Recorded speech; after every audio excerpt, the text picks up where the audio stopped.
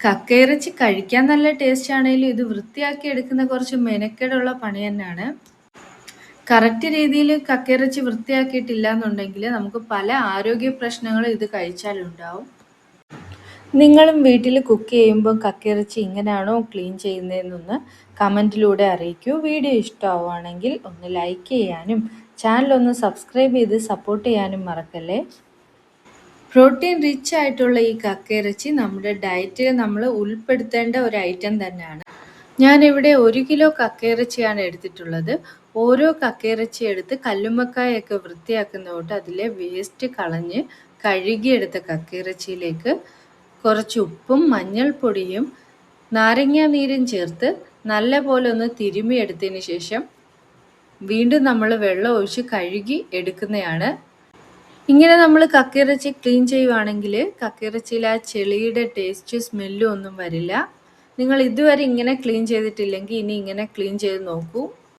കഴുകി വൃത്തിയാക്കിയ കക്കയിറച്ചിയിലേക്ക് കുറച്ച് ഉപ്പും മഞ്ഞൾപ്പൊടിയും ചേർത്ത് ആവശ്യത്തിന് ഇത് വേവാനുള്ള കുറച്ച് വെള്ളവും കൂടെ ചേർത്ത് കൊടുക്കുന്നുണ്ട്.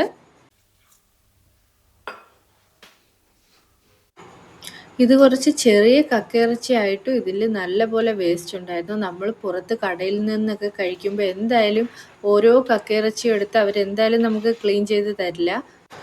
അങ്ങനെ നമ്മൾ കഴിക്കുക എന്നുണ്ടെങ്കിൽ നമുക്ക് പലതരത്തിലുള്ള ആരോഗ്യ പ്രശ്നങ്ങളും ദഹന പ്രശ്നങ്ങളും ഒക്കെ ഉണ്ടാവാൻ സാധ്യതയുണ്ട്. ഉപ്പും മഞ്ഞൾപ്പൊടിയും ചേർത്ത് വേവിക്കാൻ വെച്ച കക്കയിറച്ചി വെന്തോ നമുക്കൊന്ന് നോക്കാം.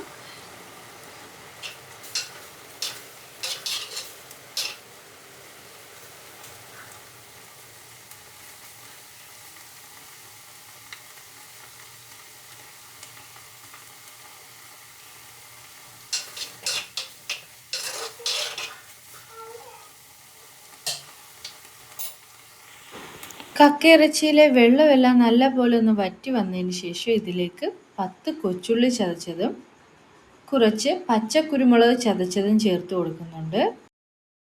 ഓവറായിട്ട് കൊച്ചുള്ളിയും സവാളയൊക്കെ ചേർത്താൽ നമുക്ക് ആ ഒരു കക്കയിറച്ചിയുടെ കറക്റ്റ് ടേസ്റ്റ് ഇതിൽ കിട്ടില്ല. അതുകൊണ്ട് കുറച്ച് മാത്രമേ ചേർക്കുന്നുള്ളൂ. കൊച്ചുള്ളി സവാള ഇതിൽ ചേർക്കുന്നതേ ഇല്ല.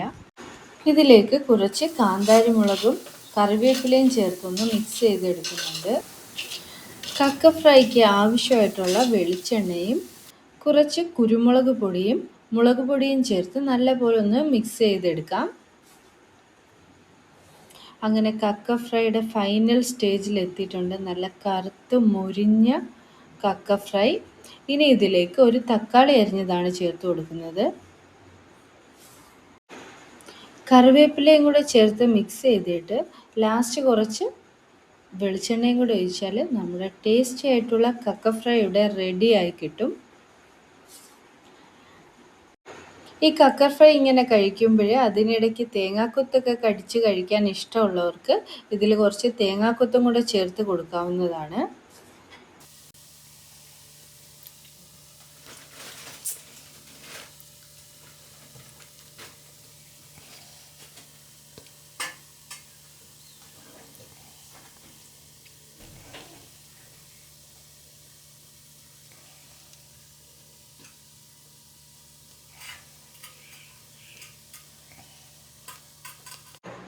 കക്കയിറച്ചിയുടെ ക്ലീനിങ് പ്രോസസ്സ് മാത്രമേ ഉള്ളൂ കുറച്ച് ബുദ്ധിമുട്ട്.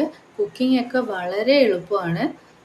നമുക്ക് പുറത്തുനിന്നൊക്കെ വാങ്ങിച്ച് കഴിക്കുവാണെങ്കിൽ കുറച്ച് റേറ്റ് കൂടുതലായിരിക്കും. വീട്ടിൽ തന്നെ ഹെൽത്തി ആയിട്ടും സിമ്പിളായിട്ടും നമുക്ക് കുക്ക് ചെയ്യാൻ പറ്റും, നല്ല ടേസ്റ്റി ആയിട്ടും.